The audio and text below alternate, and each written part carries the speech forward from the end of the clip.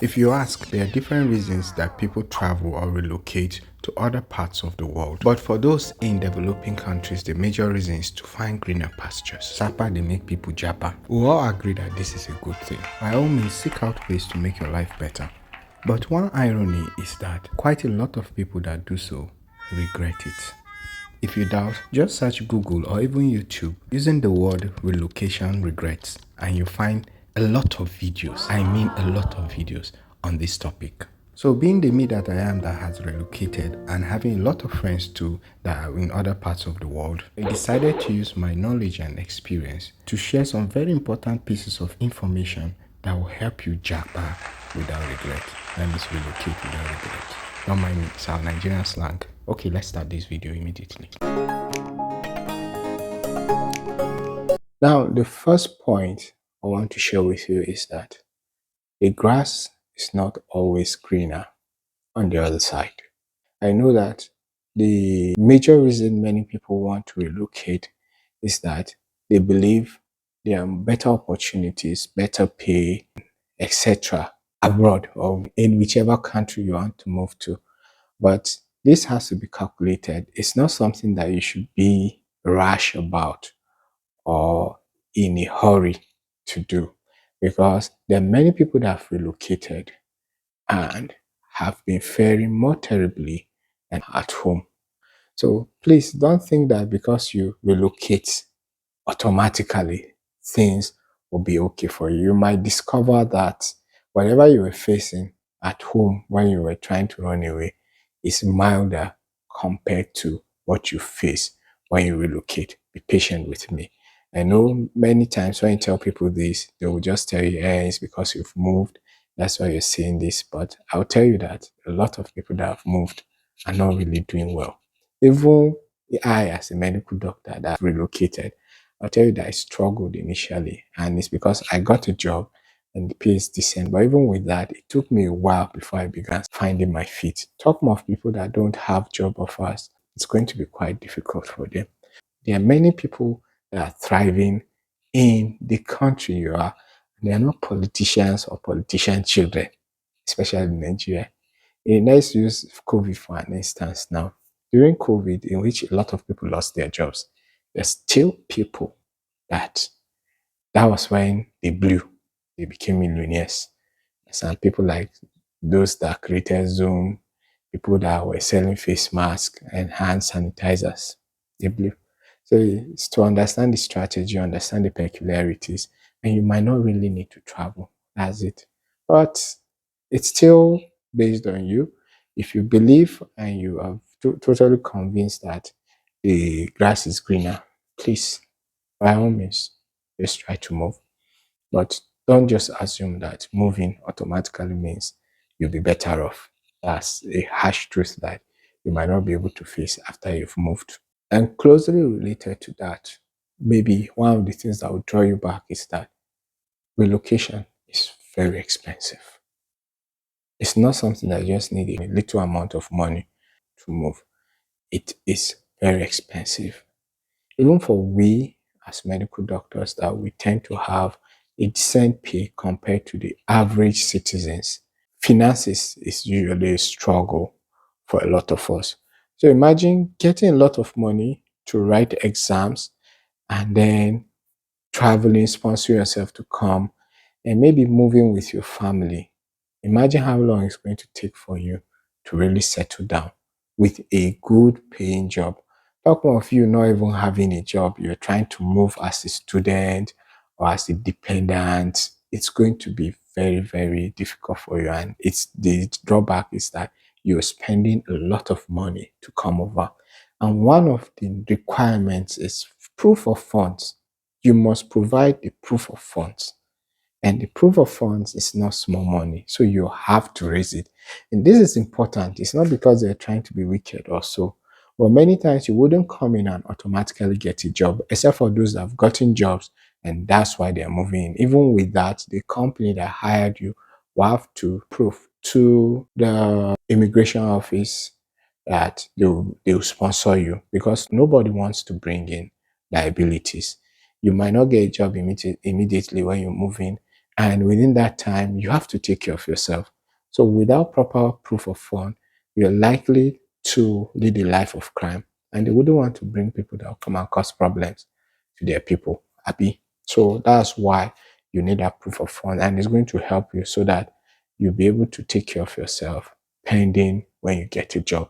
So most times the required amount is something that should take you for up to 6 months.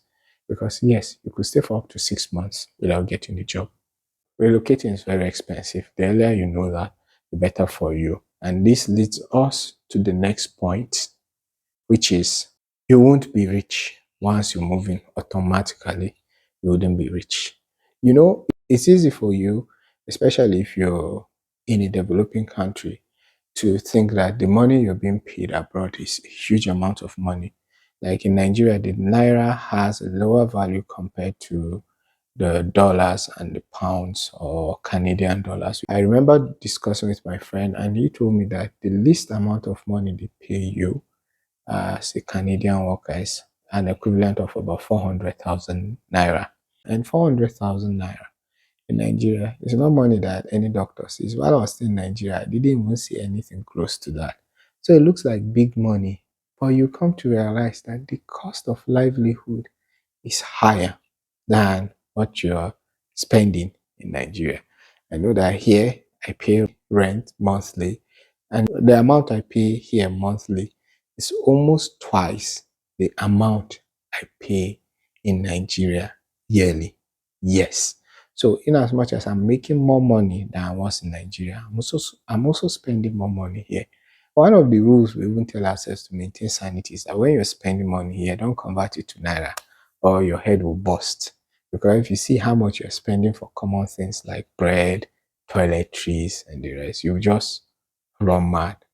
So, yes, in as much as you might earn more if you convert it to naira, you're also spending more. And imagine that you've spent a lot of money to come over, you have to recover this amount of money. So you wouldn't be rich. Don't even go and reassure everybody in your village that you come and build that road for them. You're not going to have that amount of money. You just be able to, if you're wise enough and you're financially discreet or financially intelligent, it will take you a shorter time to recover and start pushing ahead. But it's not that easy. Depends on where you get the job, how much you're earning, and how much you're spending too. So you have to be really wise about that. Then one thing you have to also understand abroad, and it's something that is against what an average Nigerian experiences. You guys that are not Nigerian should understand that in Nigeria, we are very generous when it comes to money. People that know you, that don't even know you, can give you money. They can pay for your drinks. They can offer you money. It happens in Nigeria a lot. But abroad, you don't get free money. You earn every penny that you're being paid by your employee. They don't just pity you and give you money like that. So that means if you're coming here, you must make up your mind that you cannot be lazy. You cannot afford to come to work late or leave at whichever time you want. Or you can just decide that I'm not feeling fine. I am not going to go to work today, which is something that could easily pass in Nigeria. Over here, it's not like that. You would have to have a very valid reason not to come to work or be late. So that means if you're coming thinking that you're going to get free money, people are going to do giveaway, you can have excuses to do whatever you're going to do. If you're coming with a lazy mindset or entitled mindset, you wouldn't enjoy abroad. Please, I'm telling you this. Ayana. Then the next thing, which is a serious thing, and it's now beginning to get more attention than before, is that abroad is lonely. People mind their business. You can be in a house and not know your neighbor at all. Nothing will join you people together. So if you're coming from a very social place like Nigeria, Nigeria, we like hanging out. There are ceremonies, there are public places that people just mix. Your family and friends are around and the rest. So it's easy for you to mix around. When you're bored, you can just know where to go to or whom to meet to while away time also. But here you are typically on your own. And many people wouldn't realize that it's an issue till you move out. Like currently in Saudi Arabia, a lot of people here, a lot of Nigerians are complaining about boredom. Some are lonely. Some are even tilting towards depression. So it exposed that part of us. So please, I'm trying to tell you that it's not easy to relocate. And if you're more of the hanging out type, you would really struggle with that. The next thing is that moving abroad, except you have a community of people you know, you might find the cultural shock to be something that is shocking. That's why it's called culture shock. And you might not be able to really mix properly with the people there, even if they want to hang out. You might struggle a bit. So please note that so that when you're moving, you prepare your mind that this is what you're going to face and you'll be able to handle it properly. You can make sure that you're always interacting. Thank God for social media. You're interacting with your family and friends. That will also help you to be safe. Then the next advice I will give you to help you to come over would be research. Please research. Go over the internet, find out about where you're going to. Read as many articles as possible. And better still, if you can get the contact of people that are there and discuss with them and then give you first-hand info, it's going to save you from a lot. I know that in Nigeria, there are a lot of WhatsApp groups or communities of people on social media that are in particular places. So try to get the contacts of these people and ask a lot of questions. It will help you not to make mistakes that many JJCs are Johnny Just Come, first timers make, and it will save you a lot of stress. So please research properly before moving, not just carry yourself and come around and move. You would suffer unnecessarily, and you might suffer in such a way that recovery will be very difficult for you. So please, I'm begging you, research. Then the last and not the least is plan, and plan early. Don't just wake up one day and be like, I want to relocate.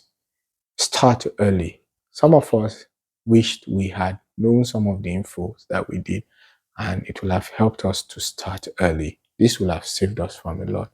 So even if currently you have no intentions of moving around, but you know that you might, please start planning, save, research, just do things so that by the time you make up your mind, you're already way ahead in terms of knowledge and resources too. Don't wait until that time before you start planning. So start as early as possible. Discuss and be very objective about it. These are some of the points I was able to come up with that will help you so that you don't move and regret it or you won't be able to move at all. I hope this is very resourceful to you. What do you think? Are there things that I left out? Are there things that you're not sure of? Let me know in the comment section below. I'm going to respond to them. If you enjoyed this video, don't forget to give it a thumbs up and you can share it with as many people as possible. I believe this is going to help many people that intend on relocating. So thank you, and I'll see you in my next video.